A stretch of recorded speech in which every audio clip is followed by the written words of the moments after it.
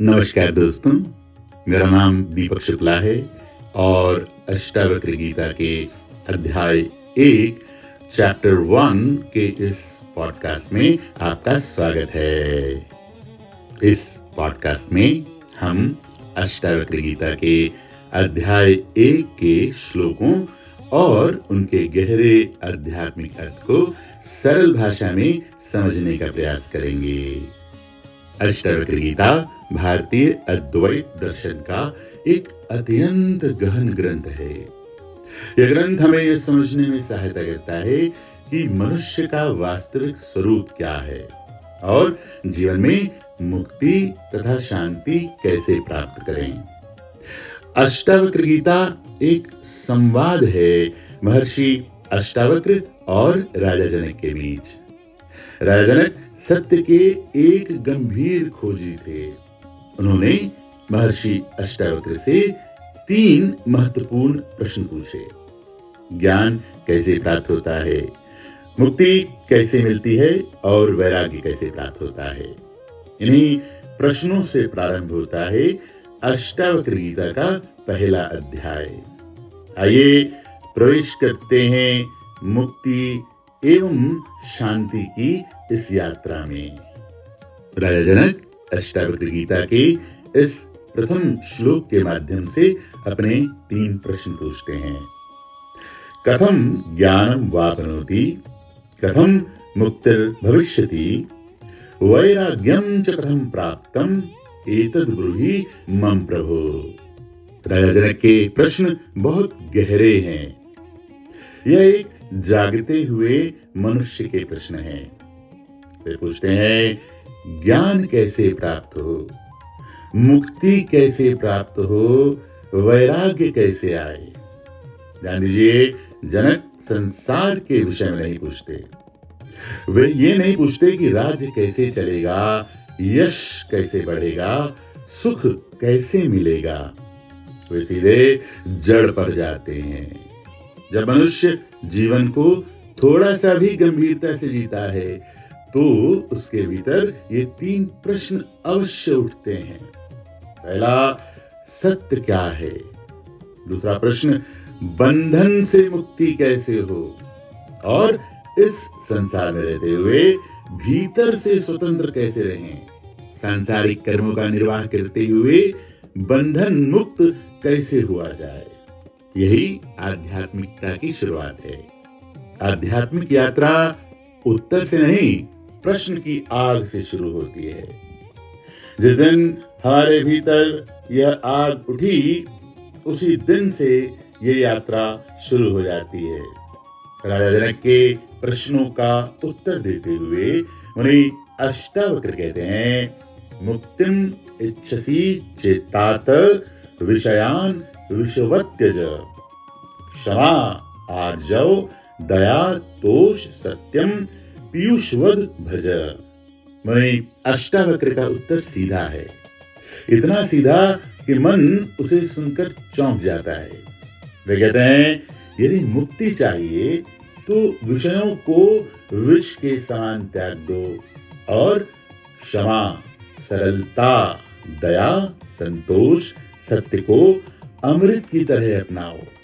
यहाँ विषय का अर्थ केवल वस्तुएं नहीं है।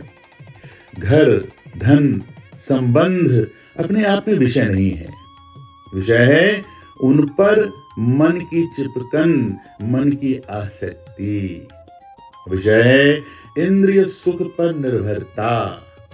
विषय है यह भ्रम कि यही मुझे पूर्ण करेगा। जो चीज तुम्हें बार बार बाहर खींचे, जो तुम्हें अपने केंद्र से दूर ले जाए, जो मन को बेचैन करे, वही विष है। और अष्टावक्र केवल छोड़ने की बात नहीं करते, वे साथ में यह भी बताते हैं कि क्या अपनाना है। क्षमा, क्योंकि क्रोध तुम्हें जला देता है और क्षमा करके हमारे क्रोध की आग ठंडी हो जाती है। सरलता, क्योंकि जटिलता अहंकार की प्रिय है। दया, क्योंकि कठोर हृदय सत्य को नहीं जान सकता। असंतोष, क्योंकि लोभ कभी पूर्ण नहीं होने देता। सत्य, क्योंकि असत्य से जीकर शांति असंभव है। मुनि अष्टावक्र कहते हैं कि जैसे ही हम क्षमा, सरलता, दया, संतोष और सत्य को अपने जीवन में अमृत की तरह अपनाते हैं, वैसे ही हमारे जीवन में मुक्ति के द्वार खुलने प्रारंभ हो जाते हैं। हमारा जीवन शांत हो जाता है और सुख से भर जाता है। अष्टावक्र गीता का ये श्लोक संपूर्ण जीवन साधना का बीज है। जो भी हमारे जीवन में अशांति को बढ़ाए, उससे दूर जाओ, और जो हमारी शांति को गहराए, उसे अपनाओ। मुनि अष्टावक्र आगे कहते हैं, न पृथ्वी न जलम न अग्निर न वायुर द्यो न वा भवान एषाम साक्षिणम आत्मानम चिदरूपम विद्धि मुक्ते। अब अष्टावक्र सीधे केंद्र पर प्रहार करते हैं। वे कहते हैं, तुम पृथ्वी नहीं, जल नहीं, अग्नि नहीं, वायु नहीं, आकाश नहीं, अर्थात तुम पंच तत्वों से बना हुआ ये शरीर नहीं हो। तुम्हारी वास्तविक पहचान तुम्हारा शरीर नहीं है। शरीर पंच तत्वों से बना है, और जो बना है वह टूटेगा। जो उत्पन्न हुआ है वह नष्ट होगा। शरीर बदलता है, बालक से युवा, युवा से वृद्ध। मन बदलता है, भाव बदलते हैं, विचार बदलते हैं, लेकिन क्या तुम्हारे भीतर कुछ ऐसा नहीं है जो इन सब बदलावों को देख रहा है? मुनि अष्टावक्र कहते हैं, हे जनक, तुम उसी न बदलने वाले को जानो, उसी से अपनी पहचान बनाओ। वही आत्मा है, वही साक्षी है, वही चिद्रूप है, शुद्ध चेतना है। जब तक तुम अपनी पहचान शरीर से बना के रखोगे, तब तक रोग, भय और मृत्यु का डर तुम्हें निरंतर सताता रहेगा। और जब तुम साक्षी हो जाते हो, तब शरीर की घटनाएं घटती रहेंगी, पर तुम्हारा केंद्र छूता रहेगा। यही पहला क्रांतिकारी कदम है। अपनी वास्तविक पहचान को जान लेना, ये समझ लेना कि मेरी वास्तविक पहचान मेरा शरीर नहीं है, बल्कि मेरी वास्तविक पहचान मेरी आत्मा है, मेरी चेतना है। मुनि अष्टावक्र आगे कहते हैं, यदि देहम पृथक्कृत्य चिति विश्राम्य तिष्ठसि अधुनैव सुखी शांतो बंधमुक्तो भविष्यसि।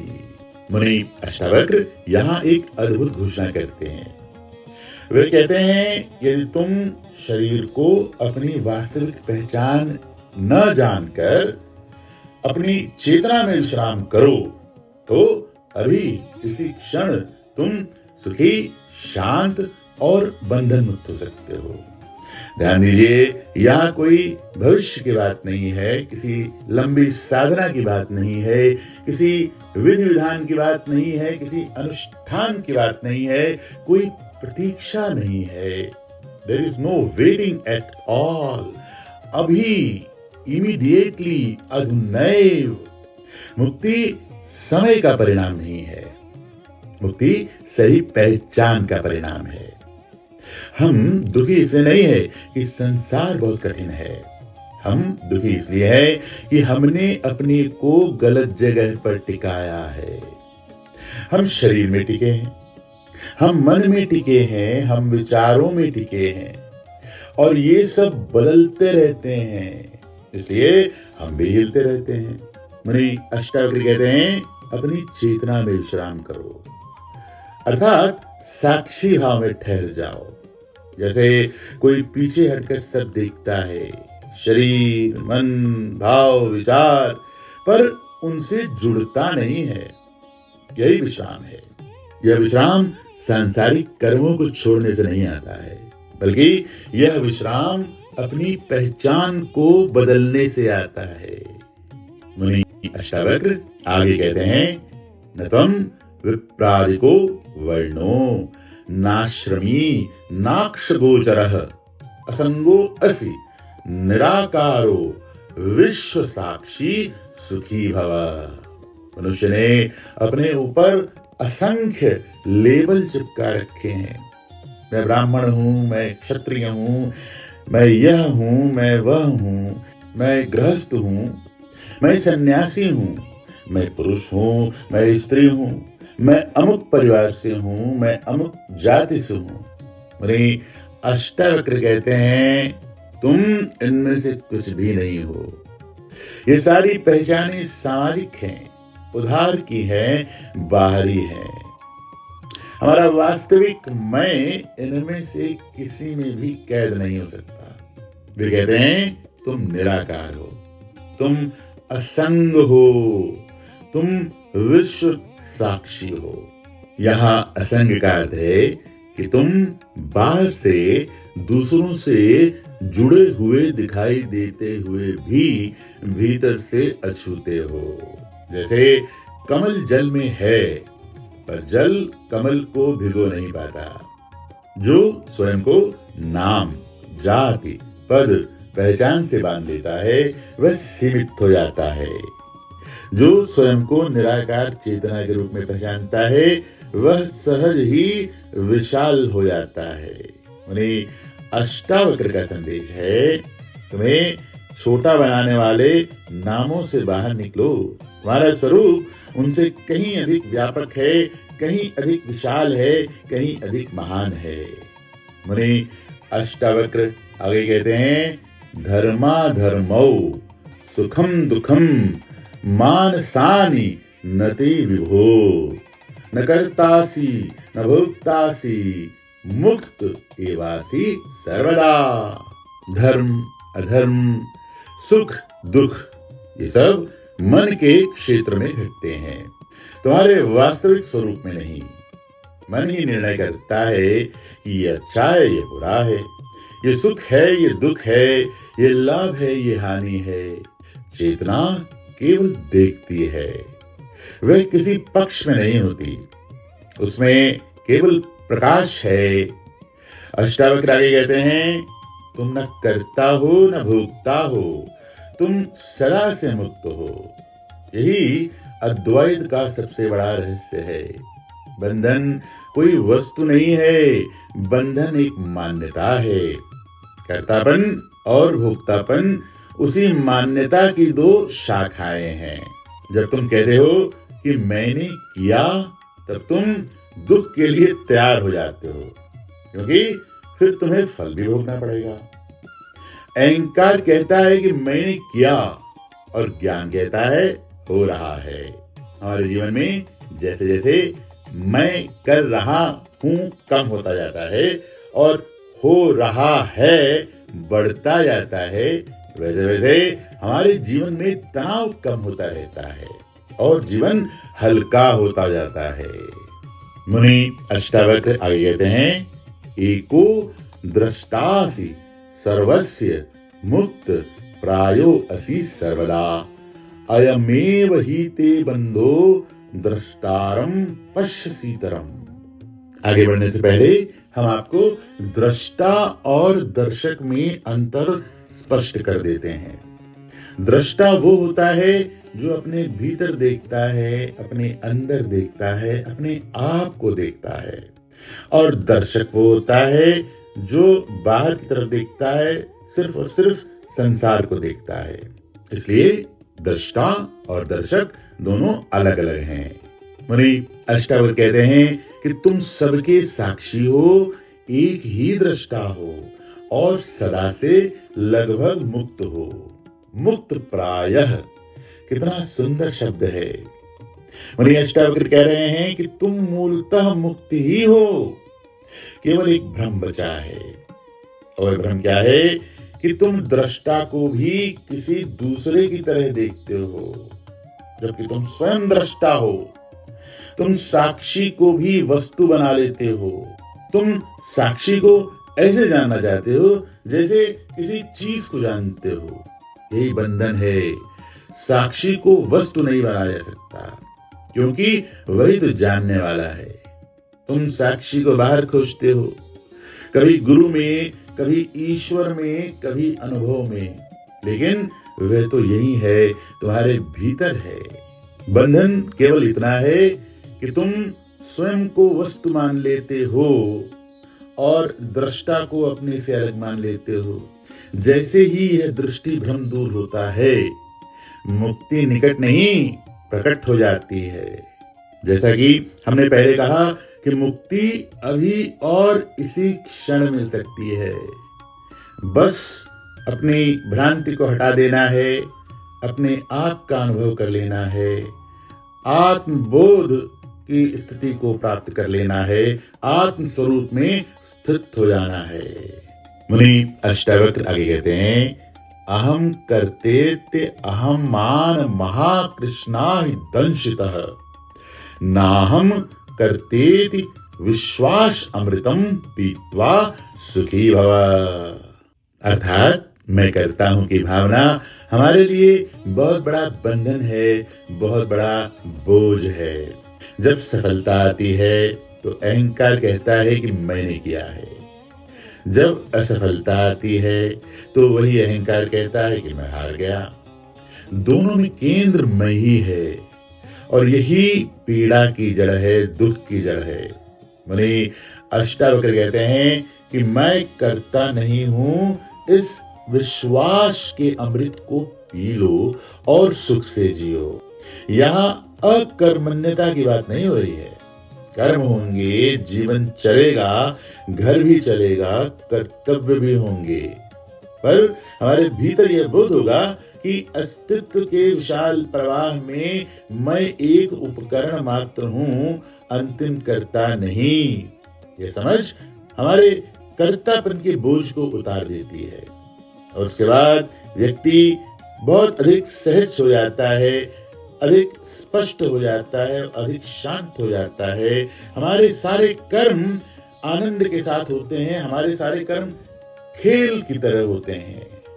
हम पूरी तन्मयता के साथ, पूरी तल्लीनता के साथ अपने कर्म करते हैं और फल को अस्तित्व पर छोड़ देते हैं और फल के लिए परेशान नहीं होते, फल की चिंता नहीं करते हैं।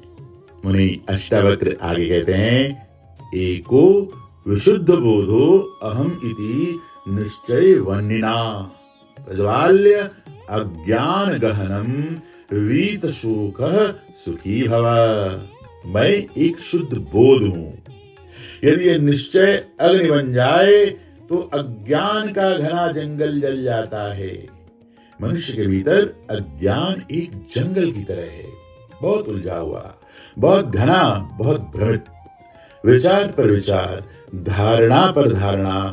अष्टावक्र कोई नई जानकारी नहीं दे रहे हैं, वे एक निश्चय दे रहे हैं कि मैं विशुद्ध बोध हूं। जब यह निश्चय केवल शब्द ना रहे और भीतर की आग बन जाए तो भ्रम टिक नहीं सकता है।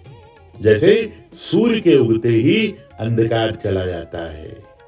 मुनि अष्टावक्र आगे कहते हैं, यत्र विश्वम इदम भाति कल्पितम रज्जु सर्पवत आनंद परमानंद स बोधस्तम सुखम भव। अर्थात यह संसार रज्जु सर्पवत है, रस्सी में सांप की तरह। अंधेरा होता है, मन अनजान होता है तो रस्सी भी सांप लगती है। डर वास्तविक लगता है पर वस्तु वास्तविक नहीं होती।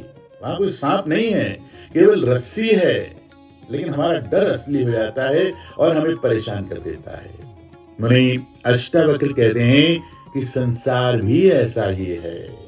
जैसी हमारी व्याख्या वैसा ही संसार, जैसी हमारी कल्पना वैसा ही संसार। इस संसार में रहते हुए जो भय, बंधन, अलगाव हम अनुभव करते हैं वह हमारी कल्पना है।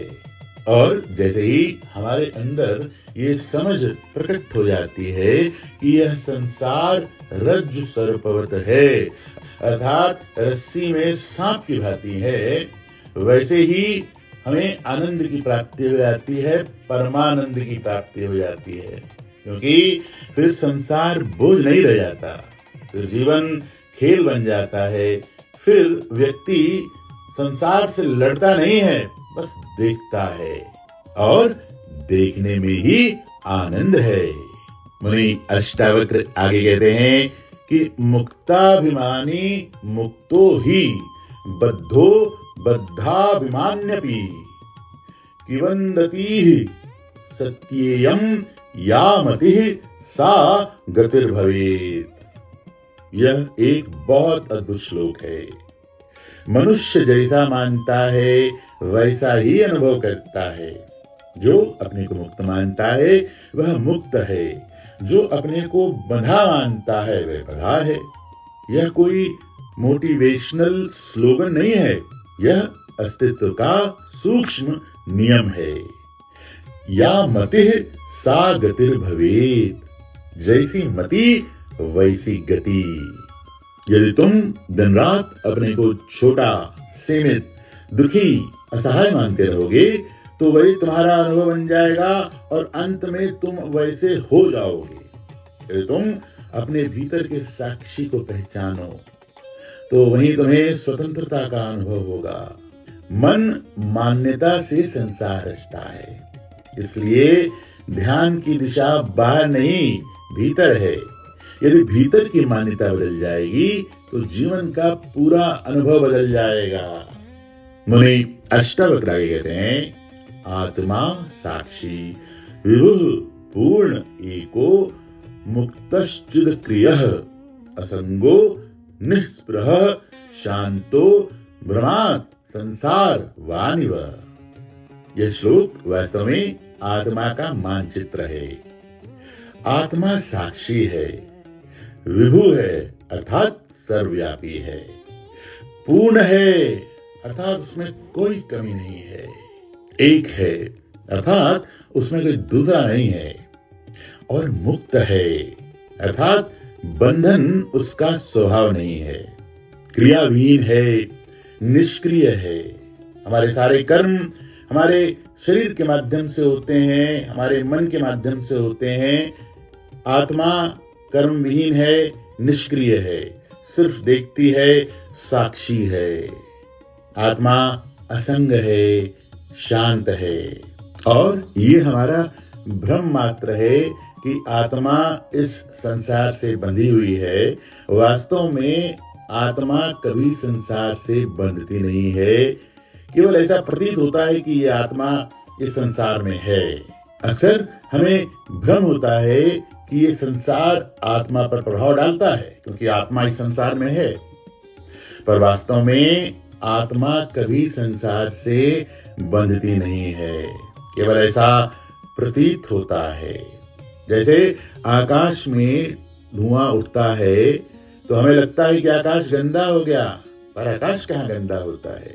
वैसे ही हमारी चेतना पर, हमारी आत्मा पर संसार की छाया पड़ती तो है, पर आत्मा अछूती रहती है, अनटच्ड रहती है।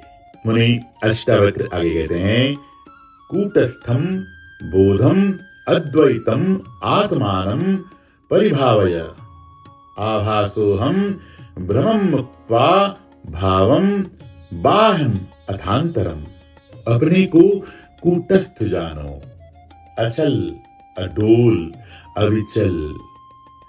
बाहर बदलता है, भीतर भी बदलता है। शरीर बदलता है, विचार बदलते हैं, भाव बदलते हैं, लेकिन एक केंद्र है जो नहीं बदलता, वही कूटस्थ है, वही अद्वैत बोध है। आभासो अहम अर्थात जो मैं दिखाई दे रहा है वह केवल एक आभास है। व्यक्तित्व, नाम, पहचान ये सब आभास है। बाहरी संसार और भीतर की मनोभूमि अर्थात मन की दुनिया, ये सब भ्रम को बढ़ावा देते हैं। उनके पीछे जो अचल है, जो कूटस्थ है, उसे पहचानो, वही आत्मा है, वही चेतना है। मुनि अष्टावक्र आगे कहते हैं, देहाभिमान पाशेन चिरम बद्धोऽसि पुत्रक बोधोऽहं ज्ञान खड्गेन तन्निकृत्य सुखी भव। मुनि अष्टावक्र यहाँ बहुत करुणामय हो जाते हैं। वे कहते हैं पुत्र, हे प्रिय, हे बच्चे, वे कहते हैं तुम बहुत समय से देहाभिमान के फंदे में बंधे हुए हो। देहाभिमान क्या है? शरीर को वास्तविक मैं मान लेना ही देहाभिमान है। शरीर बूढ़ा हो जाएगा, रोग आएंगे, दर्द होगा। यदि पहचान शरीर से है तो भय अनिवार्य है।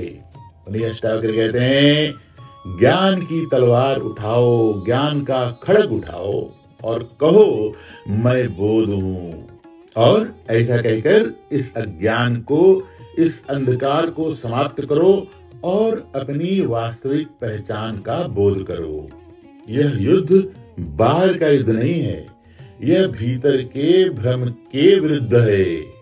हम यहाँ जिस खड़ग की बात कर रहे हैं, जिस तलवार की बात कर रहे हैं, जिस ज्ञान की तलवार की बात कर रहे हैं, वह कोई संचित ज्ञान की तलवार नहीं है, वह प्रत्यक्ष आत्मबोध की तलवार है। उस प्रत्यक्ष आत्मबोध की प्राप्ति होते ही हमारे भीतर का अंधकार समाप्त हो जाता है और प्रकाश ही प्रकाश दिखाई देता है। मुनि अष्टावक्र आगे कहते हैं निसंगो निष्क्रियो असि त्वं स्वप्रकाशो निरंजनः अयमेव हि ते बन्धः समाधिम अनुतिष्ठसि। तुम निसंग हो, निष्क्रिय हो, स्वप्रकाशित हो, निरंजन हो, निर्मल हो। मुनि अष्टावक्र कहते हैं कि तुम्हारा बंधन यह है कि तुम समाधि का अभ्यास कर रहे हो। यह वाक्य बहुत सूक्ष्म है। अर्थ यह नहीं है कि ध्यान गलत है, अर्थ यह है कि यदि तुम उस चीज को पाने के लिए साधना कर रहे हो जो पहले से ही तुम्हारा स्वभाव है, तो साधना भी बंधन बन सकती है। समाधि कोई उपलब्धि नहीं है, वह तुम्हारे स्वरूप का नाम है। और उस स्वरूप की प्राप्ति के लिए, आत्मबोध की प्राप्ति के लिए हमें किसी विधि विधान की, किसी अनुष्ठान की कोई आवश्यकता नहीं है, क्योंकि सारे विधि विधान और अनुष्ठान बंधन बन जाते हैं और हमारे आत्मबोध की यात्रा में विघ्न उत्पन्न करते हैं। यदि तुम बंधन मुक्ति का लक्ष्य, शांति का लक्ष्य भविष्य में रखोगे तो निश्चित रूप से वर्तमान में उसे खो दोगे। और यदि तुम्हें वो वर्तमान में मिल सकता है तो फिर भविष्य के लिए क्यों सोचना। मुनि अष्टावक्र कहते हैं तुम्हें कुछ बनना नहीं है, बस तुम्हें पहचानना है, अपने वास्तविक स्वरूप को जानना है, जो तुम हो उसे जान लेना है, बस। मुनि अष्टावक्र आगे कहते हैं त्वया व्याप्तम इदं विश्वम त्वयि प्रोतम यथार्थतः शुद्ध बुद्ध स्वरूपस्त्वं मा गमः शुद्र चित्तताम। यह संपूर्ण विश्व तुम में ही व्याप्त है और तुम में ही पिरोया हुआ है। क्या ही अद्भुत दृष्टि है। यह व्यक्ति छोटा नहीं रह जाता है, यह चेतना सर्वव्यापक हो जाती है। तुम शुद्ध हो, बुद्ध हो, जागृत स्वरूप हो। फिर छोटी मानसिकता में मत गिरो। क्षुद्र चित्तता क्या है? अपने को शरीर तक सीमित मानना, अपने को केवल निजी कहानी तक सीमित मानना, अपने को छोटा समझना, ये छोटे मन की बात है, ये क्षुद्र चित्तता है। मुनि अष्टावक्र कहते हैं तुम्हारा स्वरूप विशाल है, उसे जानो। तुम्हारी चेतना सीमित नहीं है, सीमा केवल विचार की है। मुनि अष्टावक्र आगे कहते हैं निरपेक्षो निर्विकारो निर्भरः शीतलाशयः अगाध बुद्धिर शुद्धो भव चिन्मात्र वासनः। इस श्लोक में मुनि अष्टावक्र एक मुक्त और शांत व्यक्ति के प्रमुख लक्षण बताते हैं, प्रमुख चिन्ह बताते हैं। वे कहते हैं कि एक मुक्त व्यक्ति निरपेक्ष होता है, किसी से कोई अपेक्षा नहीं रखता है, क्योंकि निरपेक्षता मन को शीतल करती है। एक मुक्त व्यक्ति निर्विकार होता है। हर बाहरी घटना से हमारे भीतर तरंगे उठती हैं और यही विकार है। मुक्त व्यक्ति में साक्षी भाव प्रबल होता है और उसके अंदर चाहे कोई भी तरंग आ जाए, उसके मन पर कोई प्रभाव नहीं पड़ता, उसके मन में कोई पकड़ नहीं होती, उसके मन में कोई विकार नहीं होता। एक मुक्त व्यक्ति आत्मनिर्भर होता है, भीतर से पूर्ण होता है, किसी बाहरी सहारे पर डिपेंड नहीं करता है। एक मुक्त व्यक्ति एक ठंडे जलाशय की तरह होता है, एक शीतल जलाशय की तरह होता है। भीतर ठंडक होती है और वो अपनी चेतना में विश्राम करता है। एक मुक्त व्यक्ति अगाध बुद्धि होता है, उसकी समझ गहरी होती है, उसकी दृष्टि गहरी होती है। एक मुक्त व्यक्ति अक्षुब्ध होता है, विचलित नहीं होता है। चाहे उसे कोई कुछ भी बोल दे, उसे कोई फर्क नहीं पड़ता है। चाहे कितनी परेशानी आए, कितना भी दुख आए, अटल रहता है, अचल रहता है, अडिग रहता है। एक मुक्त व्यक्ति चिन्मात्र वासना होता है, अर्थात उसकी एकमात्र रुचि उसकी शुद्ध चेतना में होती है। ये कोई संसार विरोध नहीं है, ये बस अपने केंद्र को प्रेम करना है, अपने अंदर केंद्रित रहना है। मुनि अष्टावक्र आगे कहते हैं, साकारम नृतम विद्धि निराकारम तु निश्चलम एतत् तत्वोपदेशेन न पुनर्भव संभवः। जो साकार है वह बदलता है, जो बदलता है वह स्थायी सत्य नहीं हो सकता है। जो निराकार है वही निश्चल है। शरीर साकार है, मन भी रूपों में ही चलता है। विचारों के भी रूप होते हैं, स्मृतियों के भी रूप होते हैं, लेकिन चेतना निराकार है। उसे पकड़ा नहीं जा सकता, देखा नहीं जा सकता, क्योंकि वही स्वयं देखने वाला है। मुनि अष्टावक्र आगे कहते हैं, यथैव आदर्श मध्यस्थे रूपे अंतः परितस्तु सः तथैव अस्मिन् शरीरे अंतः परितः परमेश्वरः। दर्पण में रूप दिखाई देता है, दर्पण के भीतर भी और चारों ओर भी उसका प्रकाश है। वैसे ही इस शरीर के भीतर और बाहर परमेश्वर व्याप्त है। परमेश्वर कोई अलग सत्ता नहीं है जो कहीं दूर बैठा हो, वही चेतना ही परमेश्वर है। वह भीतर भी है और बाहर भी है। वह सीमित नहीं है, वह सर्वत्र है। इस शरीर को मंदिर समझो, इसके भीतर जो जागरूकता है वही दिव्यता है, उसे बाहर मत खोजो। मुनि अष्टावक्र कहते हैं, एकम सर्वगतम व्योम बहिर अंतर यथा घटे नित्यम निरंतरम ब्रह्म सर्वभूत गणे तथा। जैसे घड़े के भीतर का आकाश और घड़े के बाहर का आकाश दो नहीं होते हैं, वैसे ही सब प्राणियों में ब्रह्म एक ही है। घड़ा अलग अलग हो सकता है, आकार अलग हो सकते हैं, रंग, रूप, नाम, स्वभाव सब अलग हो सकते हैं, लेकिन आकाश एक है। शरीर घड़े हैं और चेतना आकाश है। यदि पहचान घड़े से है तो विभाजन है, अलगाव है। यदि पहचान आकाश से है तो अद्वैत है। यही अध्याय 1 का अंतिम पुष्प है। सब में वही एक ब्रह्म है, भेद केवल रूपों का है, सत्य का नहीं।